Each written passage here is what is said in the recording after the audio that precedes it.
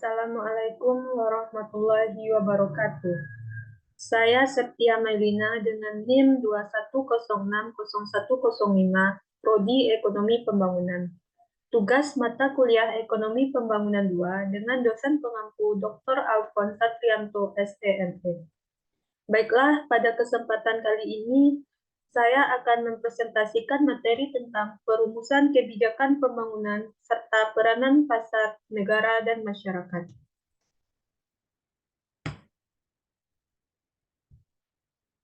Untuk submateri yang pertama, A. Perencanaan pembangunan, konsep dan logika.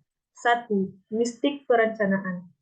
Perencanaan nasional secara luas diyakini memberikan mekanisme kelembagaan dan organisasional yang penting, dan mungkin satu-satunya untuk mengatasi hambatan utama pembangunan dan menjamin tingkat pertumbuhan ekonomi yang tinggi dan berkelanjutan.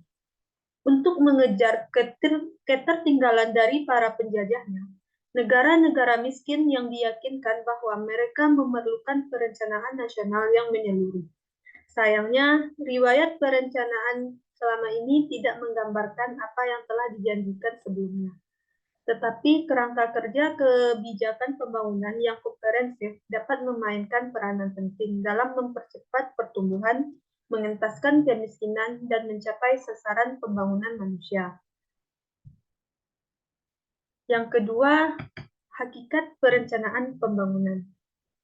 Perencanaan ekonomi atau economic planning bisa kita artikan sebagai upaya-upaya yang dilakukan secara sengaja oleh pemerintah untuk mengordinasikan pembuatan keputusan ekonomi dalam jangka panjang, serta untuk mempengaruhi, mengarahkan, dan dalam beberapa kasus tertentu juga untuk mengendalikan tingkat dan pertumbuhan variabel-variabel ekonomi pokok dari suatu negara, seperti pendapatan, konsumsi, penyerapan tenaga kerja, investasi, tabungan, ekspor-impor, dan sebagainya, demi tercapainya tujuan-tujuan pembangunan yang telah ditetapkan sebelumnya.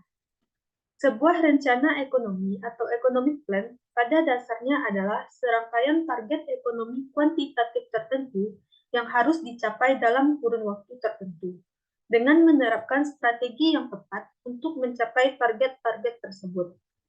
Rencana ekonomi dapat bersifat komprehensif atau parsial. Sebuah rencana komprehensif atau comprehensive plan menetapkan target-target yang meliputi seluruh aspek atau sektor penting dari perekonomian nasional. Rencana parsial atau partial plan hanya meliputi bagian tertentu dari ekonomi nasional, sektor industri, pertanian, sektor publik, sektor luar negeri, dan sebagainya. Terakhir, proses perencanaan atau planning proses sendiri dapat digambarkan sebagai pelaksanaan di mana pemerintah pertama-tama memilih sasaran sosial, kemudian menetapkan berbagai target, dan akhirnya menyusun kerangka kerja untuk implementasi, koordinasi, dan pemantauan rencana pembangunan.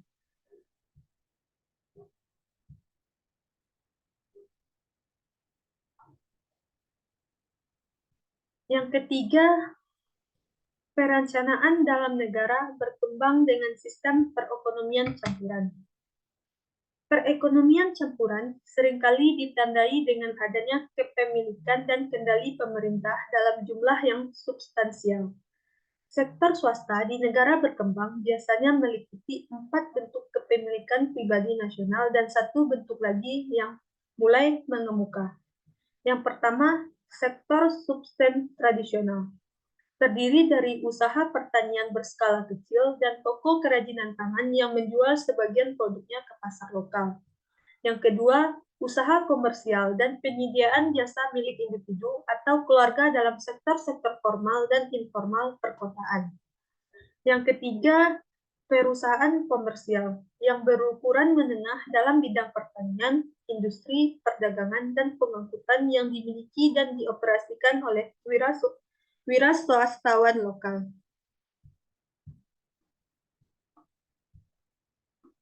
Yang keempat, perusahaan manufaktur besar, perusahaan tambang, dan perkebunan besar yang dimiliki asing secara menyeluruh atau sebagian yang mengutamakan pasar luar negeri. Namun terkadang dengan penjualan pasar lokal yang substansial atau modal perusahaan biasanya berasal dari luar negeri. Dan sebagian besar dari hasil modal ini mengalir ke luar negeri. Yang kelima, perusahaan yang relatif besar dan jumlahnya terus bertambah, berbasis domestik, dikelola dan dimiliki oleh pihak lokal, dan seringkali terdaftar di Bursa Efek Nasional di negara-negara seperti Brazil, Rusia, India, dan Cina, tetapi lebih sering terdapat di negara-negara berpendapatan menengah ketimbang berpendapatan rendah, dan jarang sekali di negara-negara maju. Untuk poin yang keempat, logika perencanaan pembangunan. Penerima awal pranata perencanaan secara luas sebagai alat pembangunan dilandasi oleh sejumlah argumen ekonomi dan kelembagaan fundamental. Dari berbagai argumen ini akan membahas beberapa argumen yang paling sering dikemukakan, yaitu yang A, kegagalan pasar. Di negara berkembang dihinggapi oleh berbagai ketidaksempurnaan struktur dan operasi. Pasar komoditas dan faktor produksi seringkali dikelola dengan buruk, dan keberadaan harga yang terdistorsi seringkali berarti bahwa produsen dan konsumen merespon sinyal dan insentif ekonomi yang kurang mencerminkan biaya real bagi masyarakat atas berbagai barang, jasa, dan sumber daya. Oleh karena itu, diyakini bahwa pemerintah berperan penting dalam mengintegrasikan pasar dan memodifikasi harga. Yang B, mobilisasi dan alokasi sumber daya. Argumen ini menekankan bahwa perekonomian negara berkembang seharusnya tidak menyia-nyiakan sumber daya keuangan dan manusia, terampil yang terbatas dalam usaha yang tidak produktif. Yang C, dampak sikap atau psikologis. Seringkali diasumsikan bahwa suatu pernyataan terinci mengenai tujuan ekonomi dan sosial nasional dalam bentuk rencana pembangunan yang spesifik dapat menimbulkan dampak-dampak sikap psikologis penting pada penduduk yang beragam dan seringkali terfragmentasi.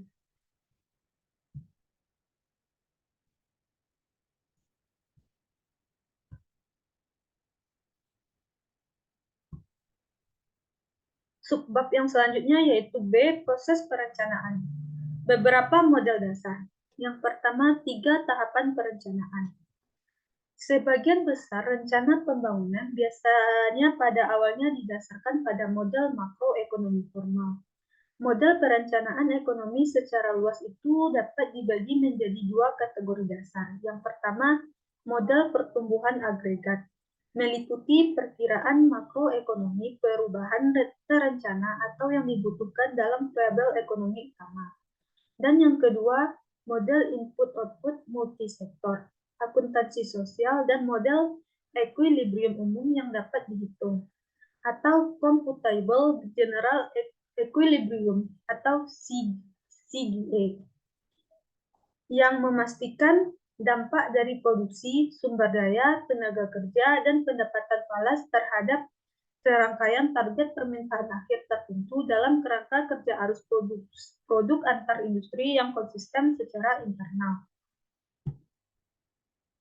Yang kedua, model pertumbuhan agregat, variabel-variabel makro.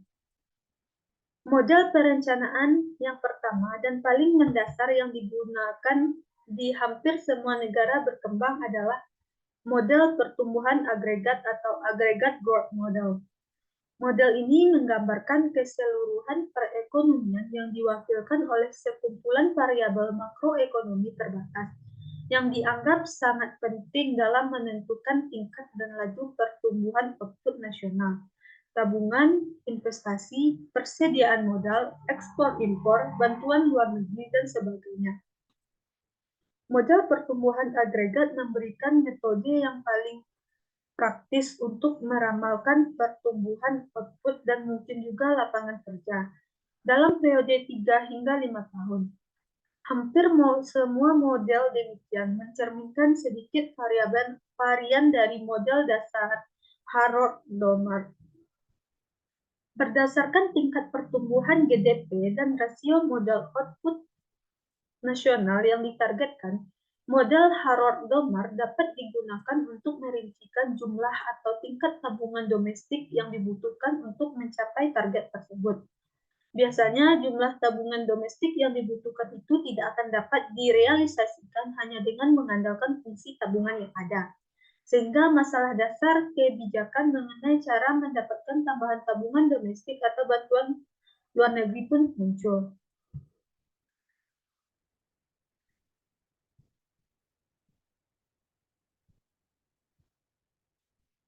Yang ketiga, model multi-sektor dan proyeksi sektoral.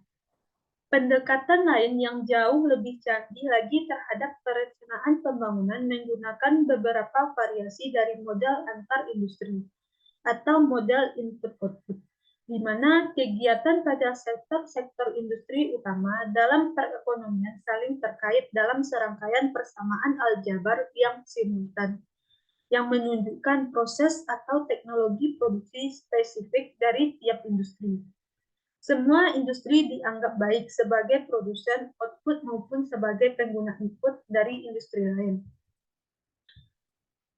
Model antar industri berkisar dari model input-output sederhana, biasanya terdiri dari 10 sampai 30 sektor di negara berkembang dan 30 sampai 400 sektor untuk perekonomian negara-negara yang sudah maju, sampai dengan model program linear atau model analisis kegiatan yang lebih rumit di mana uji kelayakan apa yang dapat diperoleh dengan adanya kendala sumber daya tertentu, serta optimalitas apa yang terbaik di antara berbagai alternatif juga dimasukkan ke dalam model tersebut.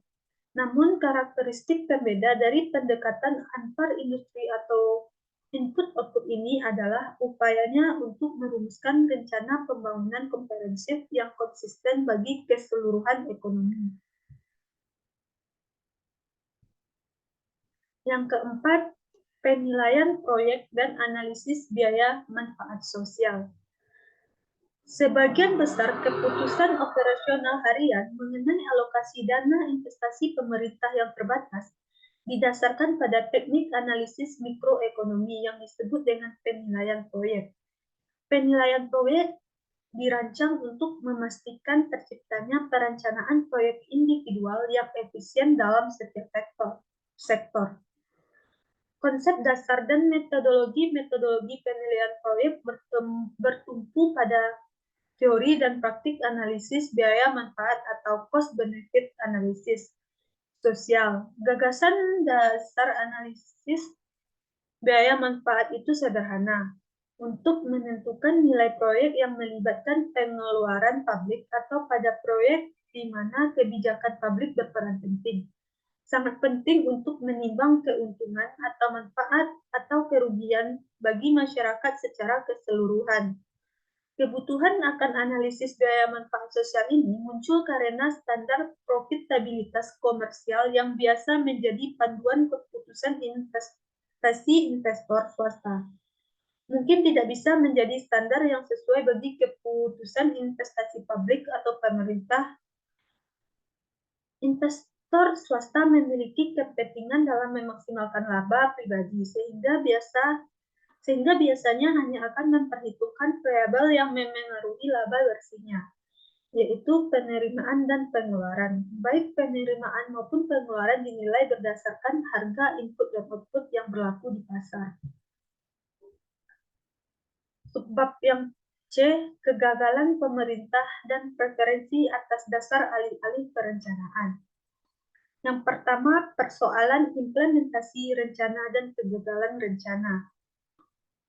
Untuk mengamati kasus spesifik dari argumen kegagalan pasar dan anggapan akan peran pemerintah dalam menyelaraskan perbedaan antara penilaian swasta dan sosial atas manfaat dan biaya. Pengalaman kebijakan pemerintah di berbagai negara berkembang seringkali malah memperparah ketimbang menyelaraskan perbedaan ini. Kegagalan pemerintah atau government failure alih-alih kegagalan pasar. Kebijakan pemerintah seringkali cenderung meningkatkan alih-alih mengurangi perbedaan antara penilaian swasta dan sosial. Sebagai contoh, kebijakan publik telah meningkatkan tingkat upah di atas upah bayangan tenaga kerja atau nilai kelangkaan melalui berbagai instrumen seperti peraturan upah minimum, penetapan upah berdasarkan tingkat pendidikan, dan penyusutan tingkat remunerasi pada jabatan yang lebih tinggi berdasarkan tingkat upah internasional. Serupa halnya penyusutan investasi dan keringanan pajak. Nilai tukar yang ditetapkan terlalu tinggi, tingkat proteksi yang rendah, kuota dan penjatahan kredit pada tingkat bunga rendah semuanya telah menurunkan biaya modal swasta jauh di bawah kelangkaan atau biaya sosialnya. Dampak neto dari distorsi harga-harga faktor ini yang telah mendorong perusahaan swasta dan pabrik untuk menerapkan metode produksi yang padat modal ketimbang jika kebijakan publik dirancang untuk mengoreksi harga. Yang kedua, pergeseran kebijakan era 1980-an menuju pasar bebas. Presiden Amerika Serikat, Ronald Reagan, membuat sebuah ungkapan yang terkenal mengenai keajaiban pasar, yang diucapkan dalam pidatonya tahun 1981 di Cancun, Meksiko. Apabila dekade 1970-an dapat digambarkan sebagai periode berkembangnya kegiatan sektor publik dalam meraih pembangunan yang lebih merata, era 1980-an dan 1990-an merupakan kemunculan kembali perekonomian pasar bebas sebagai bagian dari perubahan ortodoksi pembangunan. Di antara berbagai organisasi internasional yang mendorong pentingnya pasar bebas adalah IMF dan Bank Dunia. Selain juga donatur bilateral seperti USAID, IMF mengharuskan adanya program dan kebijakan liberalisasi pasar yang substansial untuk meningkatkan keunggulan komparatif dan mendorong stabilisasi makroekonomi sebagai syarat atas akses kucuran kredit yang lebih besar. Bank Dunia secara cermat meninjau proyek pinjamannya untuk memastikan bahwa proyek yang diajukan hanya dapat dijalankan oleh sektor swasta. Subbab yang D, perekonomian pasar. Nathan Keyes dan Robert Goffman mengidentifikasikan 14 persyaratan kelembagaan dan budaya agar pasar swasta berjalan efektif. Antara lain, yang pertama, kepercayaan pada perbankan, asuransi, pemasok, dan sebagainya. Kedua, hukum dan ketertiban pelaksanaan kontrak. Tiga, keamanan individu dan properti barang milik. 4. Menyeimbangkan persaingan dengan kerjasama untuk menciptakan tempat kerja yang aman dan lingkungan yang lebih bersih. 5. Pembagian tanggung jawab dan kekuasaan badan peradilan yang independen. Yang 6. Altruisme masyarakat atau jaring pengaman sosial bagi kelompok difabel, pengangguran kronis, orang lanjut usia, dan sebagainya. 7. Mobilitas sosial, legitimasi ambisi, dan toleransi atas semangat bersaing. 8. Nilai materialistis sebagai stimulus produksi yang lebih tinggi. 9. Menunda kepuasan untuk menciptakan tabungan individu. 10. Rasionalitas yang tidak terhambat oleh tradisi. 11. Kejujuran dalam pemerintah. 12. Persaingan yang efisien yang berkebalikan dengan kendali monopolistik. 13. Kebebasan informasi beserta perlindungan privasi. 14. Aliran informasi tanpa batasan atau pemihakan. Subbab selanjutnya, konsensus Washington mengenai peran negara dalam pembangunan dan perkembangan lanjutan. Telah terjadi perubahan besar di Washington dan seluruh dunia dalam memandang konsensus Washington. Di Amerika, pandangan baru ini yang terkadang disebut sebagai konsensus baru merupakan perwujudan dari gagasan yang tercetus oleh Summit of the Americas pada bulan April 1998 di Santiago, Chile.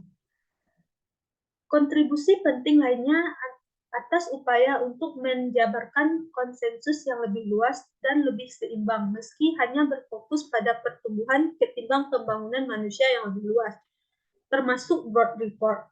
Strategies for Sustained Growth and Inclusive Development biasanya disebut laporan SPANS dari Commission of Growth and Development dan juga cakupan yang lebih luas yang diajukan oleh Danny Rodrik. Contoh finalnya meliputi infrastruktur dan industrialisasi.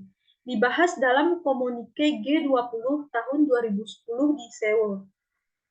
Perhatikan bahwa tradisi akademisi di benua Eropa dan Jepang dan juga di berbagai kawasan negara berkembang seperti India masih tetap condong pada peran pemerintah selama periode tersebut, tetapi mulai mengarah pada konsensus baru ini.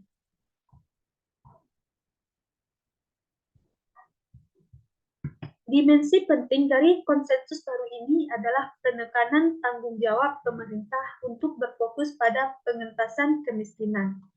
Salah satu alasan dari perbaruan fokus ini adalah bahwa kebijakan pasar bebas pada tahun 1980-an dan tahun 1990-an awal dipandang tidak memadai untuk membantu kaum miskin. Konsensus baru ini tampaknya juga mencerminkan sentimen yang semakin kuat bahwa sasaran pengentasan kemiskinan akan tercapai, terutama dengan kemajuan saat ini di bidang pendidikan, kesehatan, dan bidang lainnya.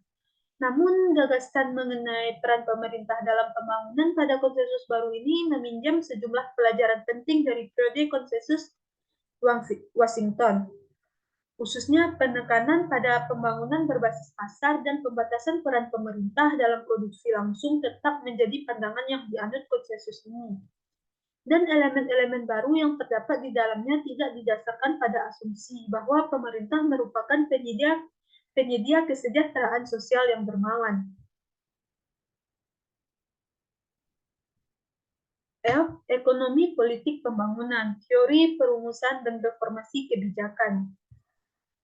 Yang pertama, memahami pola pemungutan suara dan reformasi kebijakan.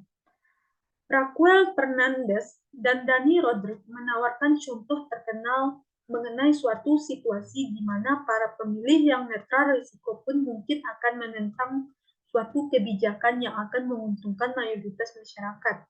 Ide dasarnya adalah bahwa jika ada sebagian pemilih yang jumlahnya signifikan, walaupun masih minoritas, mengetahui dengan pasti bahwa mereka akan mendapatkan keuntungan dari suatu kebijakan, mereka akan mendukung kebijakan tersebut. Sebuah pendekatan yang diterima luas untuk memahami pembentukan kebijakan adalah dengan mengkaji trade-off antara biaya reformasi jangka pendek dengan manfaat jangka panjangnya untuk para politisi maupun perekonomian. Para politisi khususnya dipandang hanya mempunyai horizon yang sangat pendek karena masa jabatannya yang terbatas.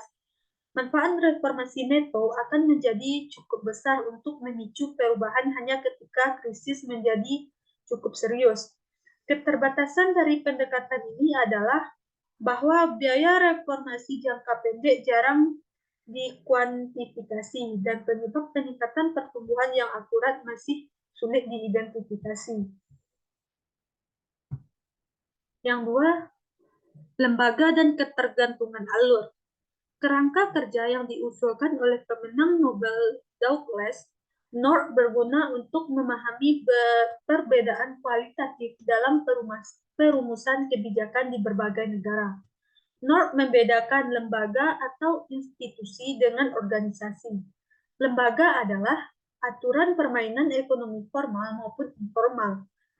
Lembaga adalah kendala-kendala yang diciptakan manusia, terutama pemberlakuan kontrak atau hukum, yang menetapkan insentif bagi tabungan, investasi, produksi, dan perdagangan. Pada gilirannya, hal ini akan mempengaruhi manfaat dan biaya serta perilaku ekonomi yang akan menyebabkan pembangunan atau penurunan. Berdasarkan hal tersebut, organisasi pun bermunculan di seputar hak milik dirancang untuk membantu orang-orang yang mengendalikan organisasi agar sejahtera dalam aturan kepemilikan ini. Organisasi muncul sebagian besar karena dibentuk dan ditetapkan oleh insentif yang timbul dari aturan tersebut. Kata-kata North yang sangat sering dikutip adalah, jika matriks kelembagaan memberikan kompensasi atas pembajakan, maka organisasi-organisasi pembajaklah yang akan muncul. Yang G, peran pembangunan dari LSM dan sektor warga negara yang lebih luas. Kemunculan pelaku masyarakat madani seperti LSM sebagai pemain utama dalam persoalan global diakui dengan diberikannya hadiah Nobel perdamaian kepada Campaign to Ban Landmines pada tahun 1997. Dr.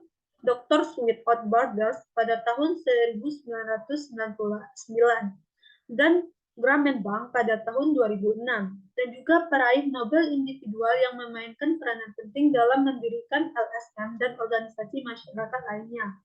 Contoh yang bagus adalah pemenang Nobel tahun 2004, Wangari Maathai, yang mendirikan Green Belt Movement di Kenya dan sekarang hampir seantero Afrika. Sekitar 3.051